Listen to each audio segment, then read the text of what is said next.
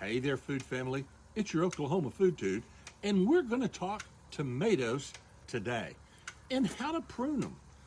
You know, there's a lot of controversy out there about pruning tomatoes, and I don't quite understand, but I'm going to explain to you my rationale for it. We are weaving the tomatoes into this arbor, so we're going to prune them just a little bit different than we would if they were in a cage or they were standalone. One of the reasons that you prune tomatoes is because of the suckers that grow. Let's point out a sucker here. This is a sucker that's growing in between the node of the main branch, that's the leaf branch, which would be this. This is what's providing energy and nutrients for the plants and the tomatoes.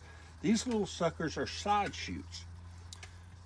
These tomatoes and all the tomatoes that we're growing in the garden are indeterminate type tomatoes. In other words, they don't have an ending to it. They're going to just keep on going, and what we're doing with the pruning is selectively choosing how we want the plant to go. If you don't prune them to some degrees, you don't get airflow. You have greater risk of disease on the plant. But by pruning some of these suckers out, we can say we want bigger fruit, not as much fruit.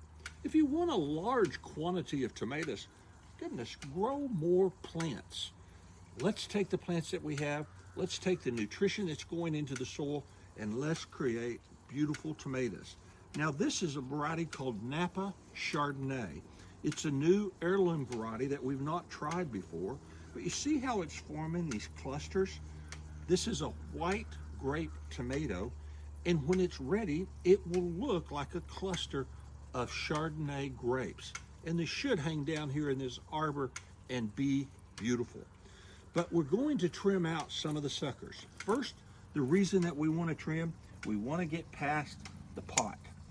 We want to be sure that we've got great airflow down by the stem. So we're going to trim both suckers and leaves for the lower part of this tomato.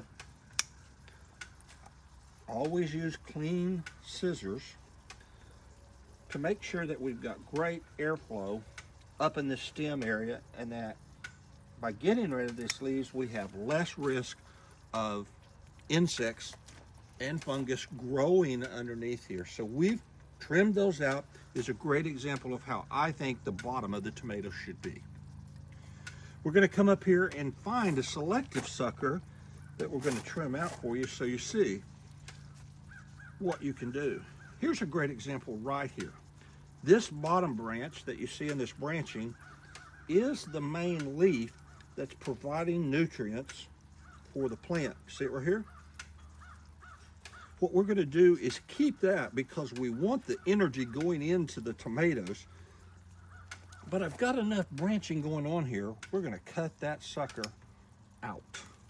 That way, we're not letting it grow another node off here. We're going to do that on up here on this main branch and this main branch. As they grow, we're going to trim those suckers out. So think of it a way to increase the size of your fruit, the sweetness of your fruit, but you're going to decrease the quantity of your fruit just a little bit. This is the way that I prune tomatoes, and I think that it's important for disease control, and I think it's important for the way that the vine grows. Join us next time when we bring you more of that Oklahoma soul.